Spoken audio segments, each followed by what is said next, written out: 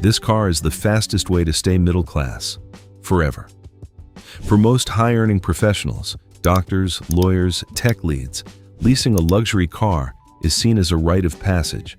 It's the smart way to drive a $100,000 vehicle for only $1,200 a month, while keeping your capital free for other things.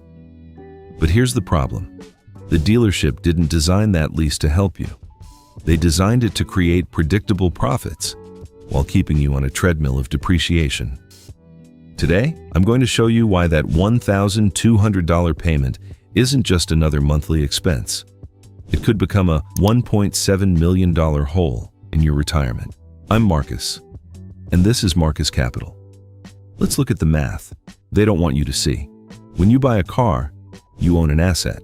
When you lease, you're paying for the most expensive part of that car's life, its first 3 years. A luxury sedan or premium electric vehicle can lose roughly 40 to 60% of its value during those first 36 months. When you lease, you're effectively paying for that depreciation, plus financing costs. And when the lease ends, you own nothing. Doing it once is a luxury.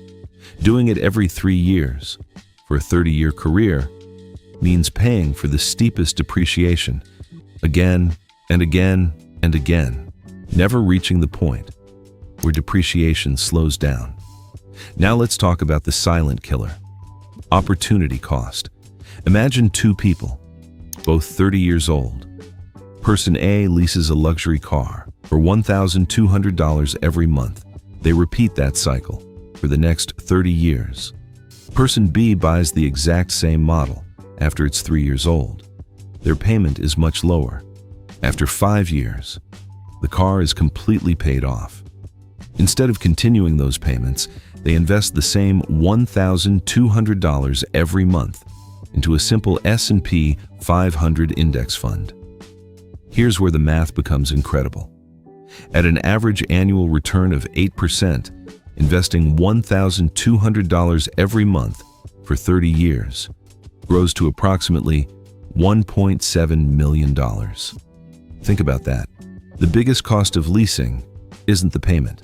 It's what that money could have become. You're not simply paying for transportation, you're exchanging decades of compound growth for a newer dashboard, a heated steering wheel, and a luxury badge. Now, I already know what some people are thinking.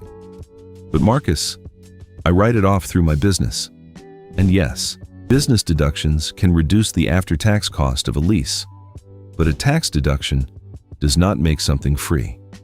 If you're in a 35% tax bracket, you're still paying about 65 cents out of your own pocket for every dollar you spend. Spending $10 just to save $3 only makes sense if that vehicle genuinely helps generate more than $10 in additional income.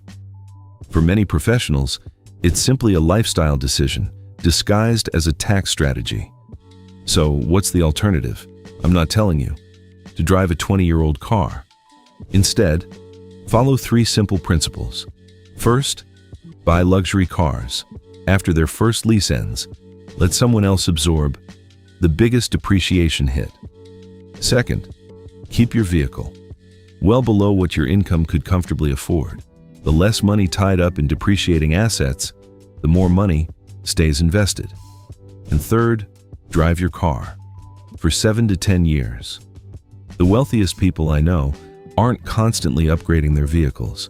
They're upgrading their net worth, because real wealth isn't measured by what's sitting in your driveway.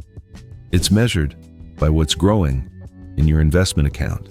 If this video changed the way you think about luxury cars, let me know in the comments. Are you someone who always buys new, or do you prefer buying pre-owned after someone else has paid the depreciation? And if you enjoy breaking financial decisions down with real numbers instead of opinions, subscribe to Marcus Capital. I'm Marcus. Invest smart.